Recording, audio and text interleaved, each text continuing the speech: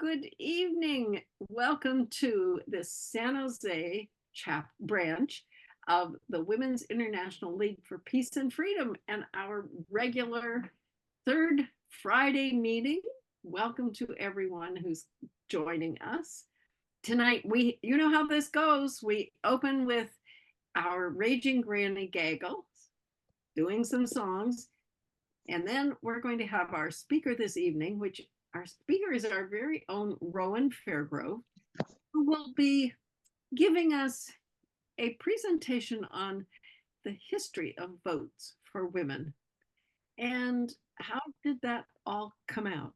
And then just to put you in suspense, next month, she's going to talk about the women who brought all this history and made this happen.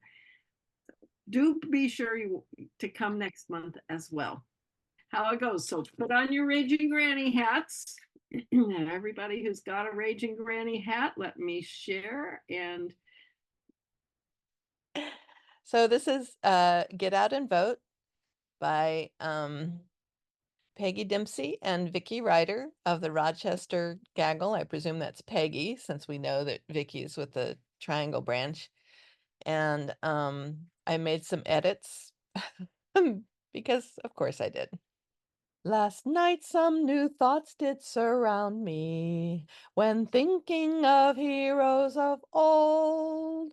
What they fought for does really astound me. They were so brave and so bold. The men said that women weren't able to think or to make up their minds, so men would make all the decisions and leave all the women behind. Rise up, sing out on matters that matter to you and me. Sign up, go vote, and we'll make a difference, you see. Some brave women in our communities refuse to be quiet and meek. They struggle to gain opportunities to work and to vote and to speak. 3 generations of suffragists, they spoke and they marched and they wrote, saying women must be treated fairly. They must be allowed to vote. Rise up, sing out on matters that matter to you and me. Sign up, go vote, and we'll make a difference, you'll see. Now many long years have transpired since brave women won us a voice. They worked and they struggled together so we'd have a vote and a choice. Rise up, sing out on matters that matter to you and me. Sign up, go vote, and we'll make a difference, you'll see. what do we want from voting? A voice for everyone. We're here to tell you why we vote to make the country run. We want our troops brought home real quick and all the wars to cease, because bombs and occupation are not the way to peace. We want fair and equal treatment for folks both straight and gay, and an end to corporate bailouts. Those with the most should pay. We want single payer health care, or else you'll hear us rage, and jobs that stay right here at home and pay a living wage. Restore our civil liberties, we don't know where they went, and an end to the label of terrorist for those who dare dissent. Stop the use of torture, justice must prevail. But here's the thing that we want most: all the bad actors in jail. That's what we want from voting. It must be our demand to set our country right again and do the best we can. There you go, everybody. All right. I hope you're all warmed up, because there's 2 songs at the end, and we like to spread it around as to whose voice we hear on these marvelous Zoom calls. I hope my neighbors hear me. when I sing. Right. I open the door so they'll hear me sing. All right. Well, tonight's presentation is by our own Rowan Fairgrove, who is one of the steering members of the WILPF San Jose steering committee. And she's also one of the unleaders, co-leaders, whatever you want to call it, of the Raging Granny Gaggle of San Jose. And tonight we're going to look at the history of no, we're not. We're going to be the receivers of the history of voting for women. And please, you know how to do a Zoom applause, everybody. Put your hands up and please welcome Rowan. The flag of the National Women's Party in the United States, they had a variety of flags in yellow, purple, and white. The organization described the meaning of these colors in a newsletter published December 6, 1913. Purple is the color of loyalty, constancy to purpose, unswerving steadfastness to a cause. White, the emblem of purity, symbolizes the quality of our purpose, and gold, the color of light and life, is as a torch that guides our purpose, pure and unswerving. Issues commonly connected with women's rights include the right to bodily integrity and autonomy, to be free from sexual violence, to have equal rights in family law, to work, to hold public office, to enter into legal contracts, to have fair wages or equal pay, to have reproductive rights, to own property, and access to education, and of course, the right to vote. I plan to talk about the arc of women's suffrage in the United States. I'll be concentrating on voting rights and the organizations that champion the right to vote. Next month, I'll talk about the women themselves who champion the right to vote. In early 19th century America, women had different experiences of life depending on what groups they were part of. For white women, the dominant ideology at the beginning of the 1800s was called Republican motherhood. Middle and upper class white women were expected to educate the young to be good citizens of the new country. The other dominant ideology on gender roles at the time was separate spheres. Women were to rule the domestic sphere, home, and raising children, while men operated in the public sphere, business, trade, government. Needless to say, Black women were property during much of this time and had no rights at all. The government also trampled on the property rights of the indigenous men and women in the U.S. with broken treaties, forced relocations, and colonization generally. Until the Equal Credit Opportunity Act in 1974, women were not able to apply for credit without her husband's permission. There were some states that did grant this right earlier, but in 1974, the right was extended nationally. Marital rape did not become criminalized in all 50 states until 1993. Abigail Adams wrote to her husband urging him and other members of the Continental Congress not to forget about the nation's women. I desire you should remember the ladies and be more generous and favorable to them than your ancestors. Do not put such unlimited power into the hands of the husbands. Remember, all men would be tyrants if they could. Unfortunately, the Continental Congress did not remember the ladies, and in fact, they punted the whole idea of who had a right to vote to the states. However, widows and unmarried women sometimes voted in 3 colonies: Massachusetts, New York, and New Hampshire. It was against custom to do so, but there are recorded instances of unmarried women and widows voting. I'm going to talk a little bit about voting in general because I think it's important to realize how long it took for the vote that was originally reserved to white men of property to be accorded to anyone else. So in 1789, the Constitution grants the states the power to set voting requirements. This was a really bad idea. 1790, the next year, the Naturalization Act of 1790 allows free white persons born outside the United States a pathway to citizenship. However, since it was up to the states, that didn't automatically give them the right to vote. From 1792 to 1856, they started to abolish property qualifications for white men. In the 1820 election, there were 1,359 ballots cast. By the end of the 1920s, attitudes and state laws had shifted in favor of universal white male suffrage. In the 1940 presidential election, almost 2.5 million ballots were cast, so up from 100,000 to 2.5 million in 20 years. So the increase outstripped natural population growth, making the property qualifications, the last one to go down was in North Carolina in 1956, but that was a close approximation then to universal white male suffrage.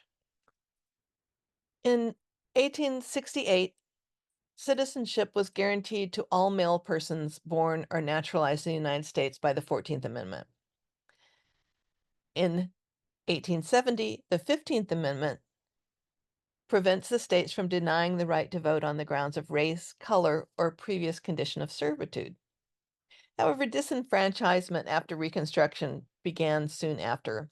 Former Confederate states passed Jim Crow laws and amendments to effectively disenfranchise Black and poor white voters through poll taxes, literacy tests, grandfather clauses, and other restrictions, all applied in a very discriminatory manner.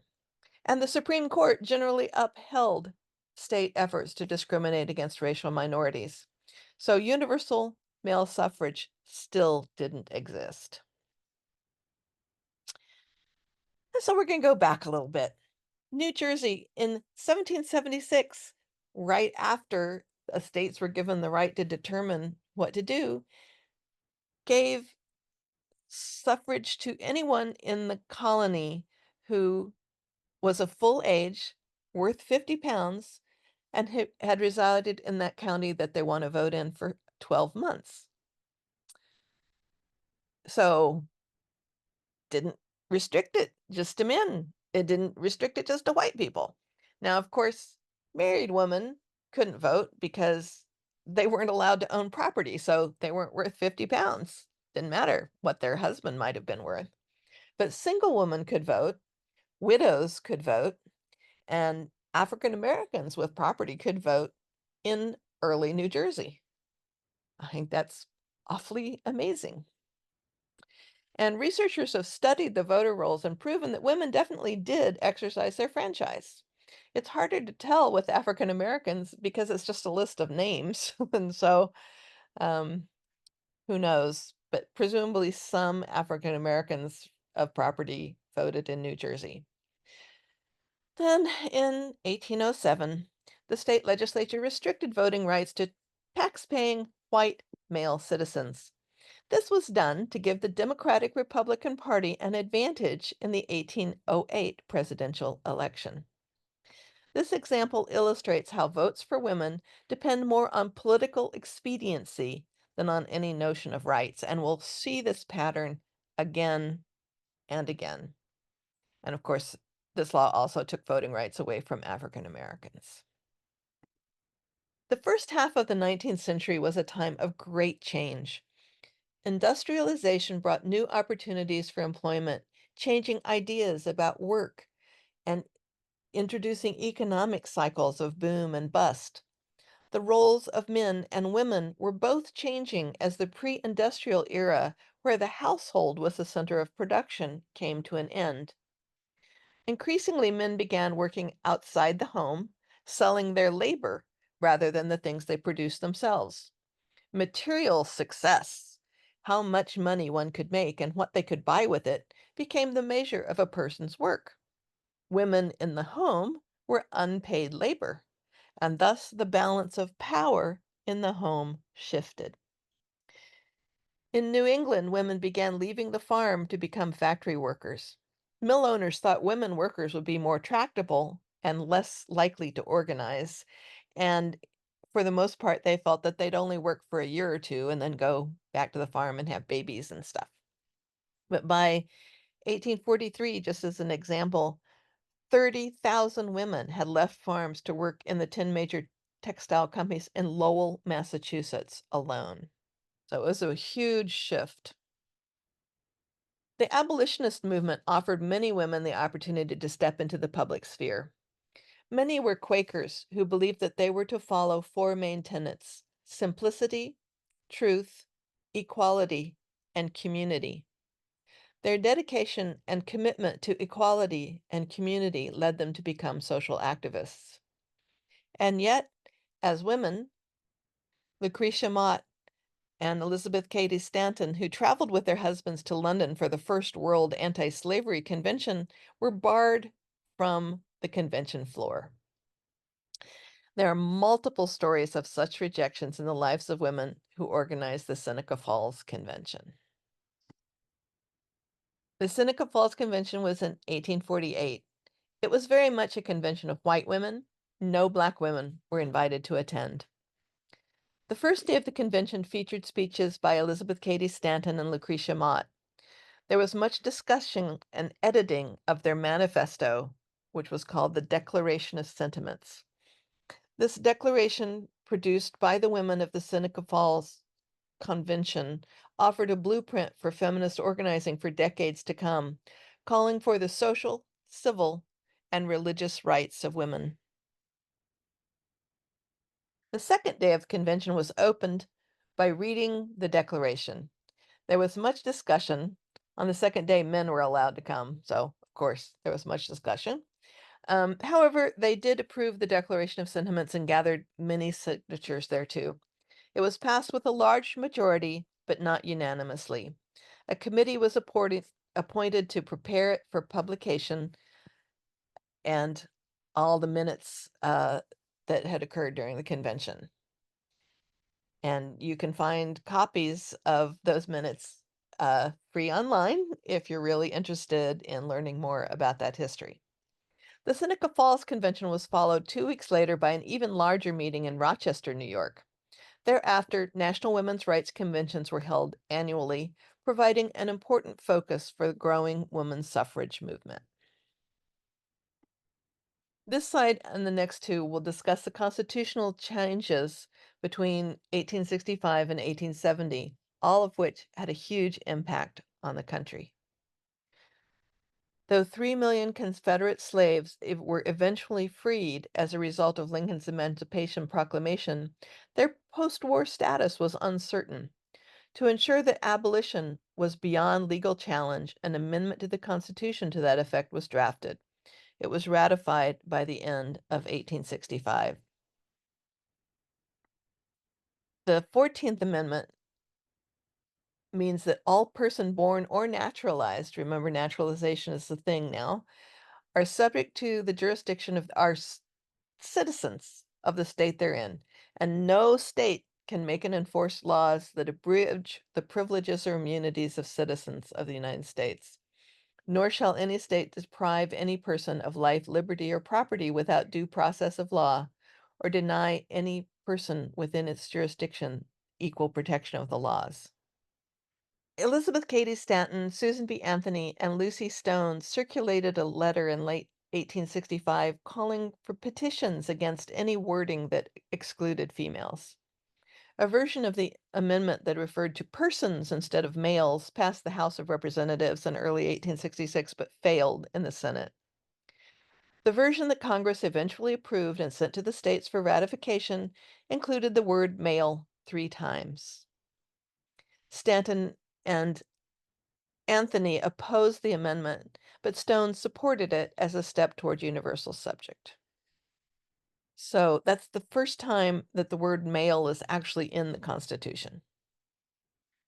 If the 14th Amendment had been based on the broad principle of natural rights, then the logical result of such action would be the enfranchisement of all ostracized classes, not only the white women of the entire country, but the slave women of the South. The only way they could open the constitutional door just wide enough to let the black men pass in was to introduce the word male into the national constitution. In 1884, the Supreme Court ruled in Elk versus Wilkins that Native Americans were not citizens by birth, despite the 1868 adoption of the 14th Amendment, granting citizenship to anyone born in the U.S. So Black men began voting in local, state, and national elections and ran for political office. Their votes and leadership helped create access to jobs, housing, and education for African Americans. However, in the 1890s, many Southern states passed laws that made it more difficult for African Americans to vote. The 15th Amendment had a significant loophole. It did not grant suffrage to all men, but only prohibited discrimination on the basis of race and former slave status. Former Confederate states passed Jim Crow laws and amendments to effectively disenfranchise Blacks and poor white voters through poll taxes, literacy tests, grandfather clauses, and other restrictions applied in a discriminatory manner. The Supreme Court generally upheld efforts to discriminate against racial minorities. Because of these discriminatory laws, only a small number of African Americans voted. The 1872 election were many women who leaned into the 14th Amendment and said, I am a citizen, I should be able to vote. And so Susan B. Anthony, Sojourner Truth, at least 15 other women, Virginia Minor, whose court case about it went all the way to the Supreme Court, all attempted to vote. Also in 1872, Victoria Woodhull ran for president of the United States. I'll talk more about her next month. And if I had more time, I'd tell you about Portia Gage, an organizer of the New Jersey Women's Suffrage Association in 1867. She and other women in Vineland, New Jersey, who wanted to vote, were told they could not vote because they were not legally registered and therefore could not use the official ballot box. So Portia helped organize a suffrage demonstration in which 172 or maybe 74 white and Black women installed their own ballot box built from blueberry crates at the polling place. They brought their own table, their own ballot box, and they cast their ballots. It was pretty much symbolic, but good on them. So in 1876, coming up on the 100 years since the signing of the Declaration of Independence, members of the National Women's Suffrage Association crashed the centennial celebration at Independence Hall in Philadelphia to present their Declaration of Sentiments, Declaration of Independence of Women. And they'd originally hoped that their declaration would be presented as an official part of the ceremony. But 5 women suffrage advocates had been given platform passes to observe the proceedings. Their platform passes, allowing them to witness but not take part in the ceremonies, got them within striking distance of the stage. As Richard Henry Lee finished reading the original Declaration of Independence and those in charge were momentarily distracted while preparing for the next speaker, the women quickly, and with an air of authority, marched to the front of the platform and gave their declaration to a surprised Senator Tom Ferry, Republican of Michigan, who officially represented the United States at the ceremony. They then left the platform with great dignity, giving out numerous copies of their declaration to those on the stage and in the crowd who eagerly sought to read it. A host of women's suffrage associations flourished from the late 19th to the early 20th century. Many disagreed on the tactics and ideology and often had acrimonious relationships with each other. They were all united on one front, however, that women suffered unjustly without access to the vote and that action must be taken. Because of the Women's Christian Temperance Union's stance, the liquor industry became one of the suffragists' strongest opponents, as they believed that if women could vote, they'd outlaw liquor. Both Black and white women favored temperance because men's drinking led to increased incidents of domestic violence and to men spending the wages their families needed. In addition to specifically organizations with suffrage in their name, there was a great women's club movement at the time, and there were clubs for both Black and white women. The GFWC excluded African American clubs from their membership, and many white clubs during the late 1800s excluded Black women as well as Jewish women from membership. But these people came together and talked to each other in a way that women really hadn't had the opportunity to do before. And so the women's club movement was a big driver of suffrage. There's so many pictures in the world of women in 1917 standing in front of the White House with their signs. These women have their colleges on banners across their chests. You know, we are respectable, we are educated, we want to vote. They had signs like, "Mr. President, how long must women wait for liberty?" Women's fight for the right to vote was in its final years, but in the heavy sacrifice and a changing understanding of the meaning of democracy that the First World War brought, the movement found a renewed energy and enthusiasm. Word of the brutal treatment of protesters in prison, including force feeding, caused widespread outrage and ultimately strengthened public opinion in favor of a constitutional amendment extending to all women the right to vote. These protests and their aftermath were the most recognizable events of the suffrage movement.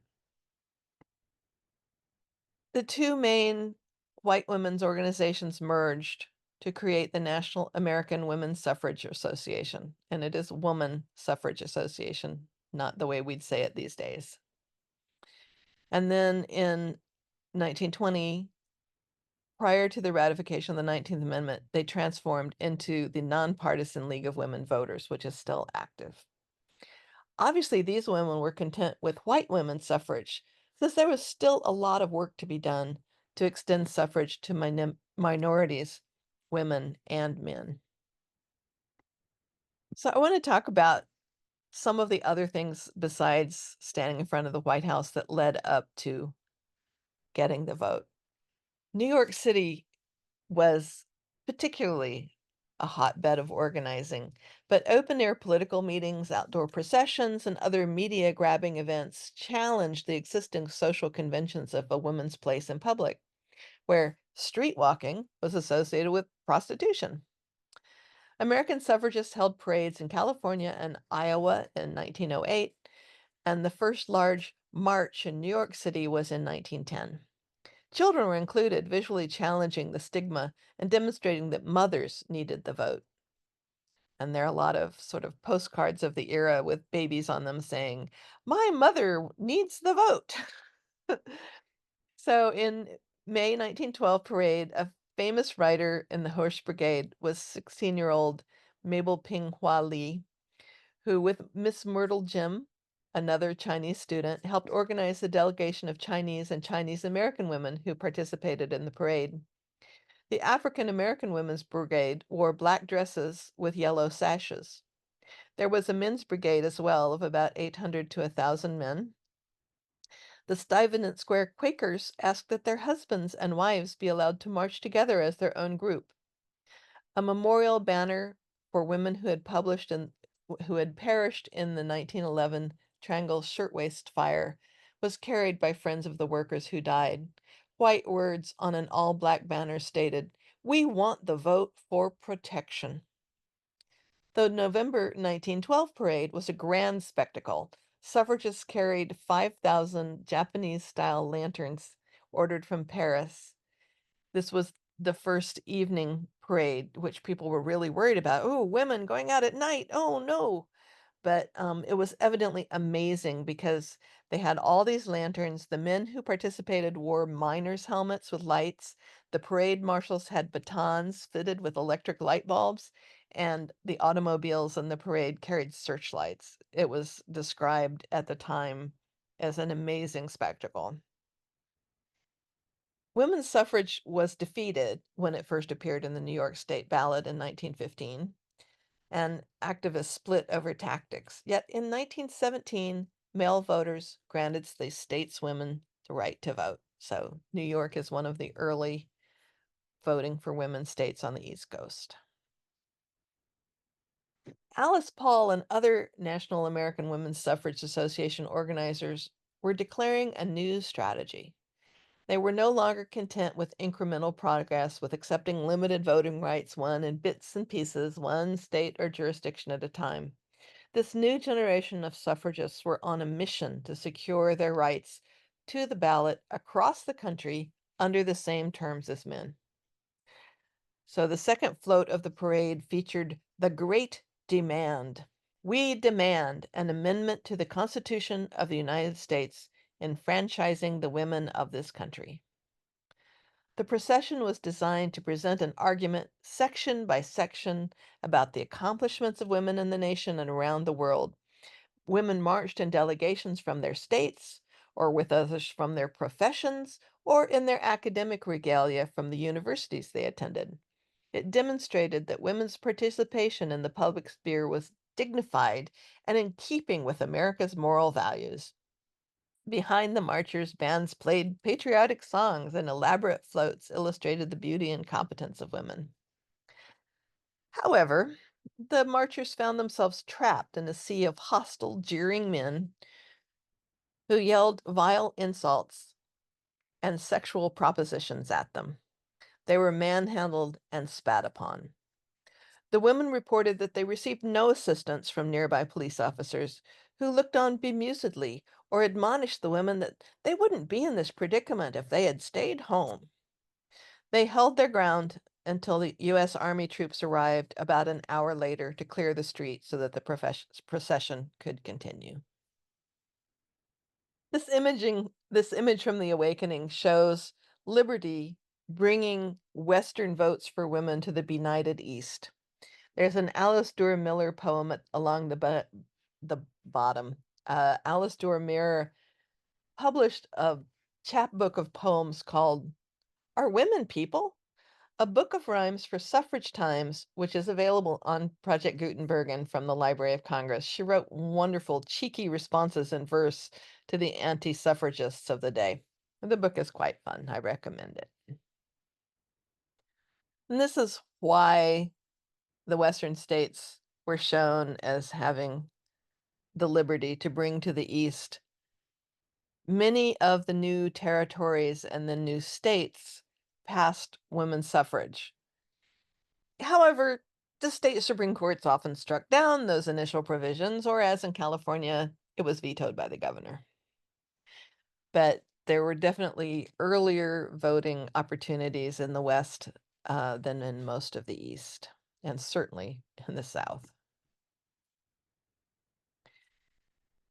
So in 1920, the 19th Amendment was passed and ratified. But it didn't actually enfranchise African American women, Asian American, Hispanic American, and Native American women.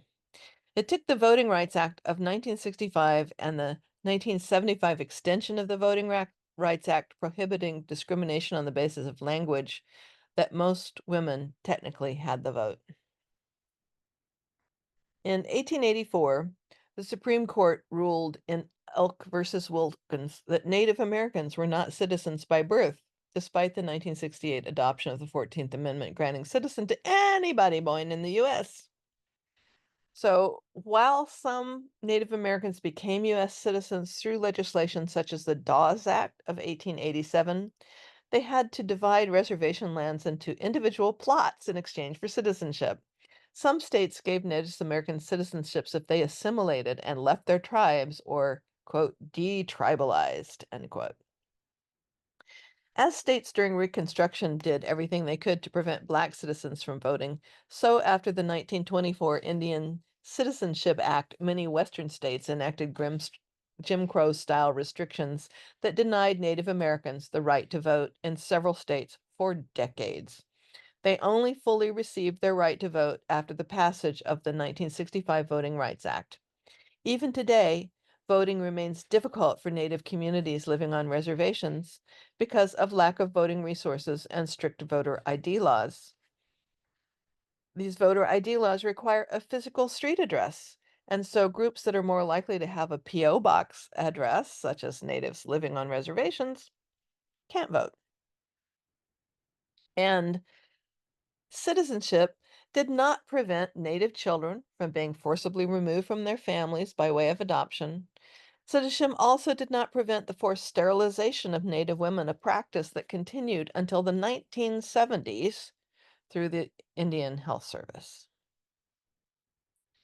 There were still restrictions in Arizona and New Mexico up until 1948. So 1920 was not a big deal for the Native American women. Asian immigrants and their descendants were denied citizenship and voting rights by law. These laws limited entry of nearly everyone from Asia into the US and banned their naturalization. During World War II, 120,000 Americans of Japanese descent were stripped of their rights and property under the guise of national security. They were moved from their West Coast homes to temporary holding stations at fairgrounds and racetracks, and then to permanent camps in remote parts of Idaho, California, Utah, Arizona, Wyoming, Colorado, Texas, and Arkansas. By August of 1942, the Wartime Civil Control Administration released a policy statement announcing that, quote, qualified citizen evacuees, end quote, meaning the people held in camps, were entitled to the same absentee voting rights as other citizens who were unable to be present in his or her registered polling place. They could vote then in their home precincts, not the states where they were interned. Many Japanese Americans felt that they had no choice but to cast a ballot, even though they didn't have any information to go on because you couldn't electioneer inside an internment camp. But election laws of the time stipulated that voter registration would automatically expire if an individual failed to vote in even one single election cycle. So the absentee ballots did get delivered. The ones that were delivered to California were challenged by the white supremacist Native Sons of the Golden West, a group that sought to stop all non-white Americans strip all non-white Americans of their citizenship. So even though thousands of internees voted, their ballots weren't counted. So truly broad access to American citizenship and voting rights were not available to Asians and Asian Americans until the Immigration and Nationality Acts of 1952 and 1965, and then the 1975 extension to the Voting Rights Act, which was really important in many of these communities that we talk about because it gave access to non-English speakers. Okay, so for Black women, the 19th Amendment becoming law, giving all women the right to vote. The National American Women's Suffrage Association disbands. Okay, we're done. And many white women joined the new nonpartisan League of Women Voters.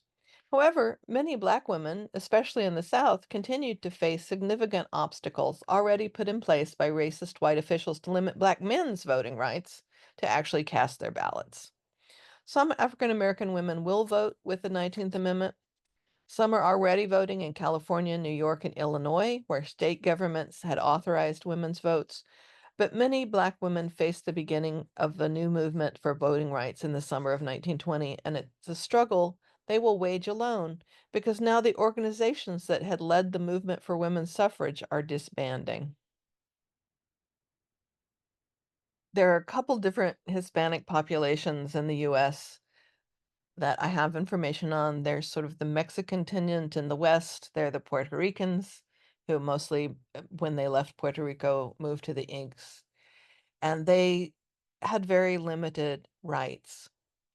That changed on August 6, 1975, exactly 1 decade after the Voting Rights Act of 1965, when, following several court battles on behalf of Latino Americans, President Gerald Ford amended the act to also end discrimination against so-called language minorities. Protecting the voting rights of Latinos as well as non-English speaking Asian Americans and Native Americans made it possible to translate registration materials into other languages and strengthened the political power of communities of color. Okay, so that's the history. Over the last 20 years, states have been putting barriers in front of the ballot box. Legislators in states that have a long track record of voter suppression often implement laws and engage in activities that make it harder for certain segments of the population to vote. Here are some of the most common ways voting rights are undermined across the country: voter ID requirements, lack of language access, voter roll purges, polling place closures and consolidations. There were districts in the South where as many as 94 polling stations in one county were closed so that people, especially working people, would have a really hard time getting to their polling place. Elections are underfunded, and that means that poll workers, there's not enough money to train them properly.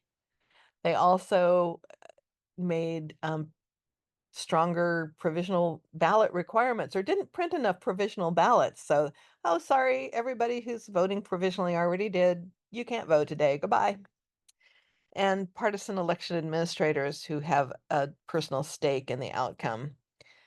And of course, there's gerrymandering and the creation of large local districts to dilute minority votes. So I think it's really important for us to be aware of these issues and tactics and to work against them. As the meme says, women weren't given the right to vote. We fought and died for it. Remember that. So these are some suggestions on how to protect and expand voting from a 2018 report from the Brennan Center for Justice at NYU School of Law called Democracy: An Election Agenda for Candidates, Activists, and Legislators. It's a large and interesting document, and some of the things they call for are modernize the voting process, protect voting rights, secure elections against foreign interference, reduce the influence of money in politics, improve redistricting and representation, safeguard against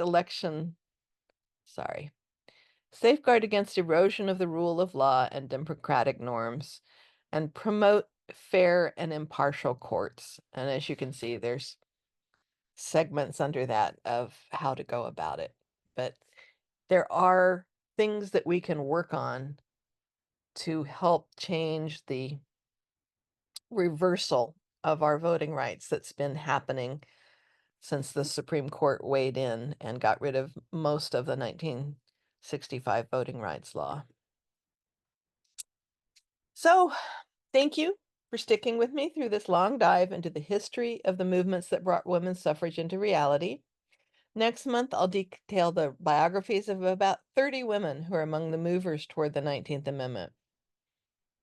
I know our branch members are writing postcards, texting, and phone banking, and generally are very involved in getting out the vote.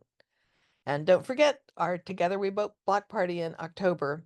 But I also know we sometimes get tired and discouraged, and I think it helps to know that we rest on the broad shoulders of generations of women before us. Thank you. And this is a link to WILPF and the Vote. WILPF has resources and voting materials and links to postcarding sites and things like that at wilfus/story/freedom-vote. And so I suggest that you refuse to be silenced and check that out. Very good. Nicely done. Wow, that was interesting. You know how to do a Zoom applause, right? However you do it. Thank you. I'm Are there any questions? right. That was a lot of pretty dense stuff. I have a question, Rowan. I'm from Montana. I was born in Montana, and I have a I'm very proud, excuse me, that Jeanette Rankin was a representative from Montana and voted against entry into the Great War, what we call the First World War, but Montana doesn't appear on your list. So your list goes to 1914. So I'm going to go look up when Montana gave women the right to vote. It was in the slide about the Western states. It's just that there were a lot of states there. Okay. And she is one of the people that I will be biographying next month. And she is the only. She could not vote when she ran and became in Congress, and she lost her seat after voting against the First World War. She got back in and voted against the Second World War, and lost the seat again, I think. And she's the only woman to have represented Montana ever. Still, yep. Still. Yep. No, she's definitely on my list. You'll see her portrait and hear more about her next month. So Rowan, is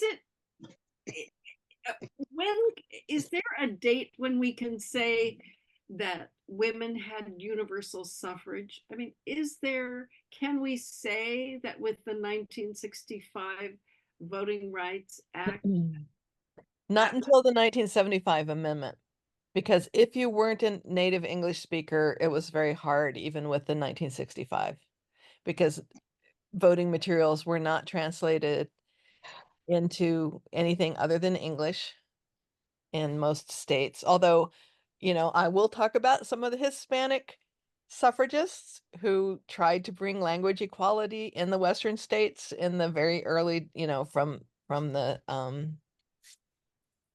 1800s on, and we'll talk about them and the Native American folks as well. And lovely, I mean, there will be more. So how about other questions? Anybody else have a question? Just, flag me, raise your hand, and Rowan or I will see you. Any other about this timeline of voting in the US for women, white women in general? Any other questions? Shirley. Can I say something? Hang on a minute, Essie. Shirley raised her hand, and then I'll call on you. Hang on. Oh, I just wanted to note that I actually belonged to the League of Women Voters for many years. When I lived in Connecticut and Illinois and California, I was part of the League of Women Voters, and I never made the connection between the League of Women Voters and women's suffragette. I didn't know it went that far back in time, but it certainly is very tame organization compared to the original suffragists who fought for our vote. So there's a big difference. WILPF is really different from the League of Women Voters. So, but I think WILPF appeals to me more. It's more relevant as a woman and as a citizen of the United States. And I certainly love the part about anti-war activities, because League of Women Voters does not get into that. No, they're quite nonpartisan, non-advocacy. Essie? Yeah, I still get a mail from the League of Women Voters. Sorry, but I just throw it in the trash because they're very conservative, I think. They're very no action or no. Actually, they do a lot of education. They do voter guides. Yeah, they're very much encouraging people to vote. But as far as advocacy, they don't support or any candidate, but they do take positions on issues, very conservative positions. Yeah, I never followed. Sorry, I went once with you. I think in Los Gatos there was a meeting of Women League of Voters, and that's the only one I. Unfortunately. Yeah. No, I belonged to it for many years. In That's Connecticut, nice. the average number of people who showed up for candidates meetings used to be like 5. I mean, it was a small town, but 5 people. So I did a big campaign to encourage voters. I put up big posters with kind of cartoon characters, and that night 300 people showed up. Oh, really? I think No. it was Good yeah. job. So I have a question about the movement of women's clubs because you mentioned that. And in fact, in San Jose, I know of two buildings that really look pretty old that are women's clubs buildings. And so all of that, those women's clubs were crucial in the Absolutely. suffrage. Oh, the Because it was women's an club has opportunity for nothing to women to do with get the League of Women together. Voters. Right. I'm It's sort of sorry. like a sorority. It sort of has a sorority feel to me. The it's more social rather than Well, issues in the oriented. early days, they were quite issue oriented. They were working for temperance. They were working for the vote. They were working for better labor conditions. I mean, there were a lot of things, and they got together and just like women's clubs do today, and read books and stuff. And it's like we have women's clubs now, book clubs now that care about climate. Well, there were women's clubs that were deeply engaged in working for suffrage. And they cut across all classes and races, although people weren't in the same club. But most women, it was a way to get together to get things done. And I loved reading about the history of the women's club movement. And you'll hear some of the people involved in the women's club movement, starting women's clubs and things next month. But it was a way women had been so immured in their domestic sphere that even just the radical act of sitting around in a room with other women and discussing the affairs of the day without men, that was radical. That was radical. And they got a lot done. so what was the medium of communication? Newspapers? Newspapers. Many of the groups created newspapers, some of which went on for decades. And then the organizations, like there were several different national organizations of women's clubs. So your little tiny women's club might not have its own newspaper, but there'd be the national organization's newspaper that would come to you to connect you to women's clubs all across the US or in your state or whatever, that particular one was. And like I say, a lot of the white women's clubs discriminated against Black and Jewish women. And I didn't actually see any mention whatsoever of Asian women or Native American women or Hispanic women. They just weren't even in the equation of the things that I was reading. But it wasn't just a white woman's thing. There was a huge national movement of Black women's clubs. And they continued to work for suffrage after the white women had, gone, "Oh, we have the vote," and went home. Shirley? I was looking at the women's club in San Jose's website.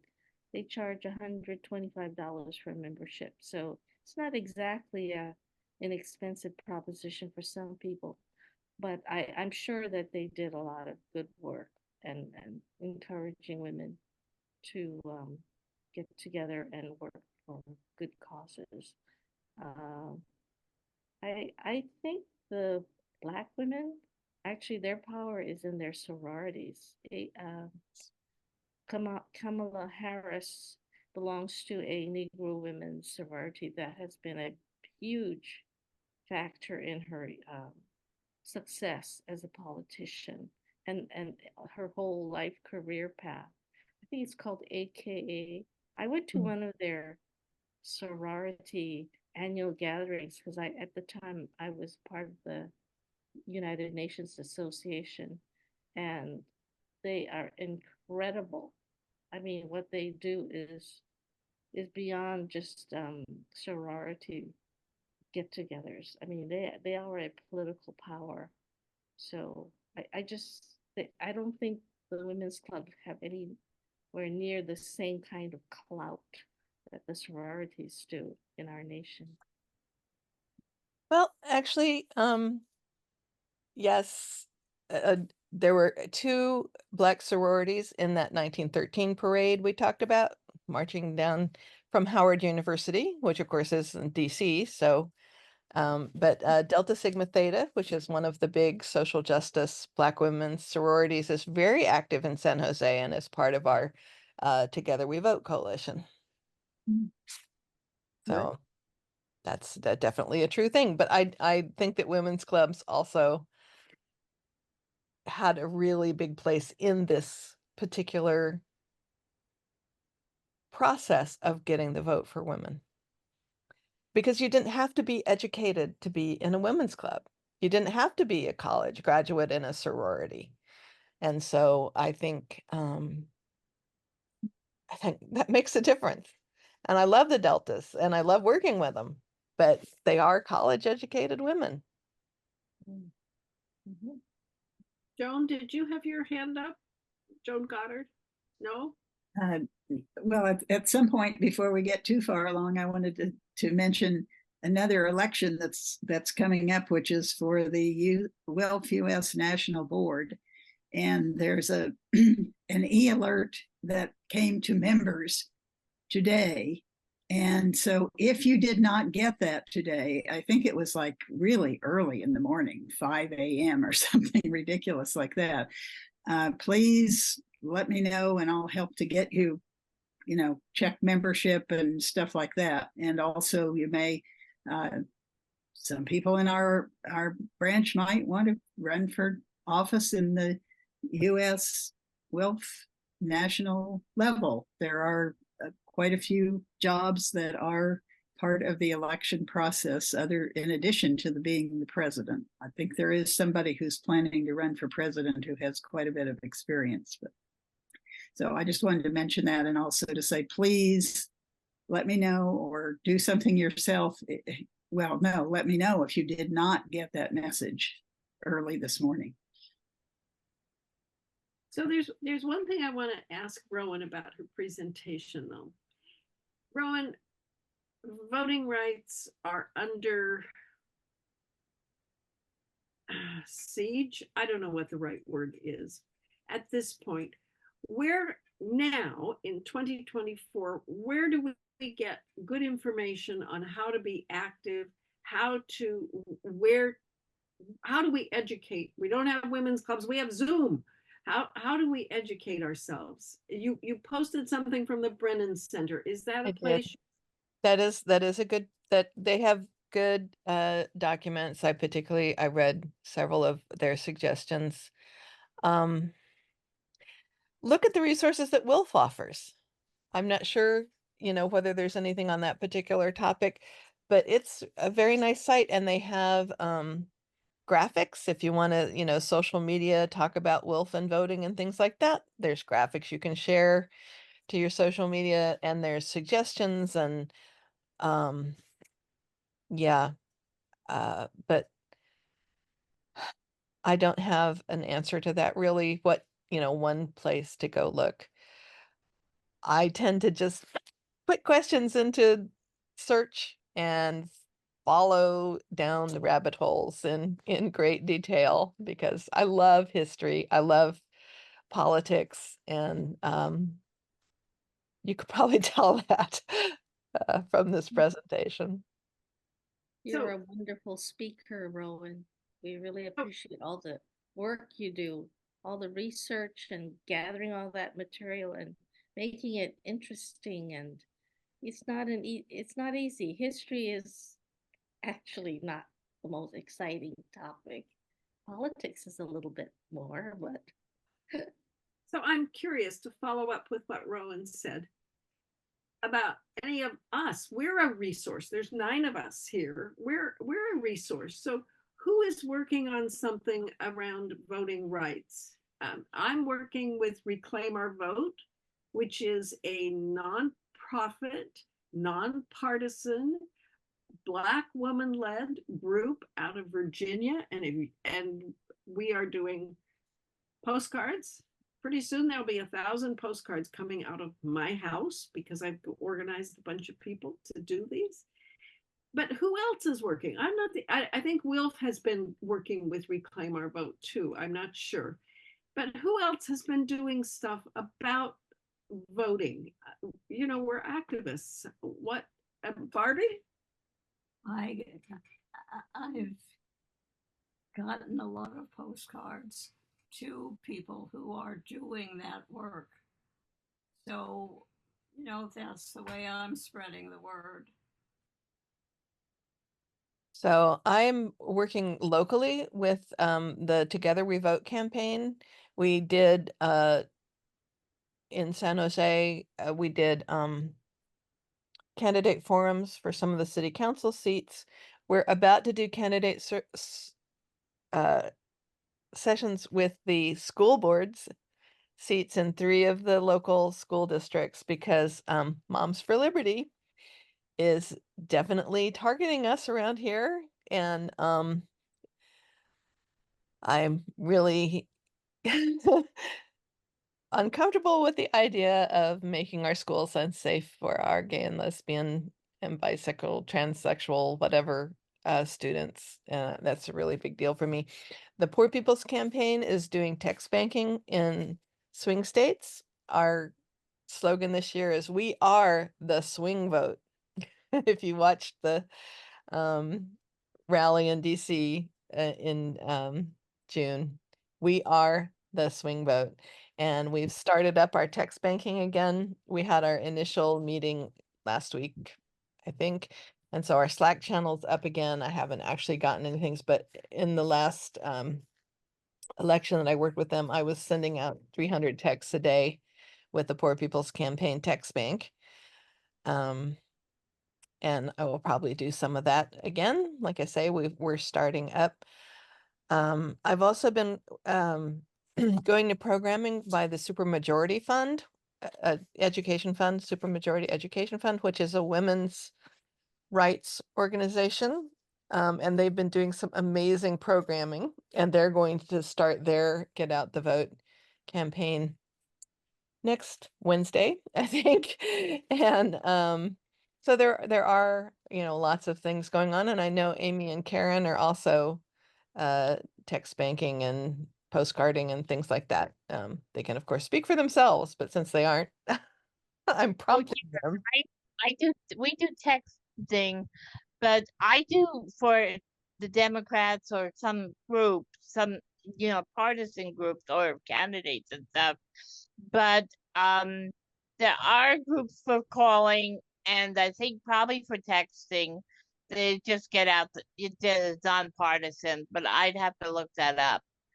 There's also Zoom calls for Progressive Democrats of America, that we're with, but we haven't volunteered for them because they don't do texting, but they do phoning and canvassing.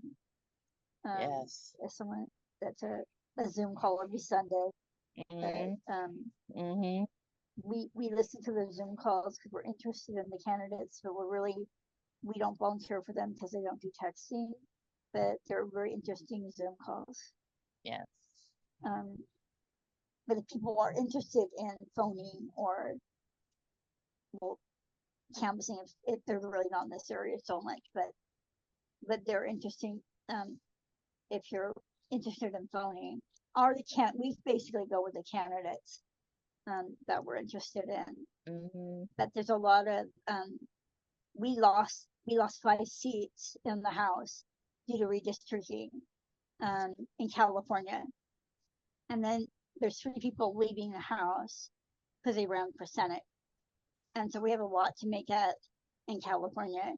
And so if people are interested in any type of volunteering, we need to make up 8 House seats, and also go beyond that in other states if we want, if we're going to go back to where California was. And there are some groups that do calling, I used to be involved in them that are nonpartisan, like I think Common Ground, maybe. I'm not quite sure. I'd have to look that up. Look that up. Another one that I am familiar with is called Focus on Democracy. And it is the leader of that, his name is Aaron Frank. And they have chosen 5 or 6 groups that they're very data driven and they're nonpartisan and they're data driven. And so they are looking at where they can have the most leverage for the money that they put into it. And one of the interesting ones, I may have mentioned it before, is called Working America. And Working America is the arm of the union movement that goes and talks to people. They working people, but not necessarily union people. Goes face to face, meets them, and says, what do you need? And then helps them get some of the things they need. And they seem to have a lot of, they have a big workforce, volunteer force, whatever you want to call it, that does this kind of work and gets the vote out. And that's if you're interested, they do a lot of fundraising. I will tell you that because they're trying to counter some of the super PACs, that have a lot of money. Well, where are the super PACs for the working people like us? And so they do raise a lot of money for these particular nonpartisan groups. So, I'm sorry. Anybody else got anything they want to add? Yeah. I also do support Beto O'Rourke in Texas, and he's doing a big voter registration campaign this year to get people registered in Texas. Polling shows that people are more interested in reproductive rights, but it doesn't show in the voting because it's so difficult to vote in Texas. All right. Any other comments? And just a reminder, WILF is nonpartisan. So any of the activities that we talk about here really need to be of a nonpartisan nature, which is what really hard to do, I know. But we can focus on causes and issues and principles. So that's where we can focus. Just a reminder of what WILF is about. And that's who we are. Yay, thank you. And Rowan, I'm so happy there's a recording because I think this should be shared. As Barbie said to me, this needs to be in schools. Yes, it does. Well, I'm going to suggest once we have both halves of it, I'll send it to National and see if they want to put it as a resource on their voting page. So the other branches, I'm happy to share the deck. If there are other women out there who want to do this for their branch, I mean, yes, we'll have the recording and they could just share the recording of me, but I don't want it to be about me. I want it to be about the information. And if you give the deck to somebody, they can do their own research and make it their own. I mean, I never share, I did something years ago with a deck that Wilf had created, and it was really different than the one that I started with. But yeah, so I'm going to offer this as a resource to Wolf US. Wonderful. Any announcements before, we close with the Raging Grannies? Everybody ready? So let's go. My country has been sold to those with corporate gold. It's them I fear. With their elections stacked, our civil rights attacked, and corporate written laws of fact, their path is clear. They balk at climate rules while pushing fossil fuels that rape our land. They miss the Gilded Age with workers in a cage, inciting then ignoring rage. Let us take a stand. Our freedom needs us all. Answer its desperate call. Get out and vote. Tell them that we're awake. We know just what's at stake. We may bend, but we won't break. Oligarchs, take note. My country has been sold to those with corporate gold. They deal in lies. I'll vote for those who'll fight to save our sacred rights. Democracy, our guiding light. We won't let it die. Oh, Shirley, thank you, thank you, thank you, Shirley. Barbie, are you up for singing this one? Yeah. All right. Well, okay. Everybody Yeah. mute, but okay. When we make peace, Instead of war, when we make peace instead of war. How I want to be in that number when we make peace instead of war. When Congress speaks for you and me, when Congress speaks for you and me, how I want to be in that number when Congress speaks for you and me. When voting rights extend to all, when voting rights extend to all, how I want to be in that number when voting rights extend to all. When taxes paid for human needs, when taxes paid for human needs, how I want to be in that number when taxes paid for human needs. When we make peace instead of war, when we make peace instead of war, how I want to be in that number when we make peace instead of war. All right, everyone. It's been a wonderful meeting. Thank you again, Rowan. This presentation, I'm going to have to watch it a second time to absorb all the information you shared. It was quite astonishing to me, and I learned a lot. So thank you so much. Thank you. Thank you. thank you all for your Very kind good. words. Thank you, Rowan. Good job, Rowan.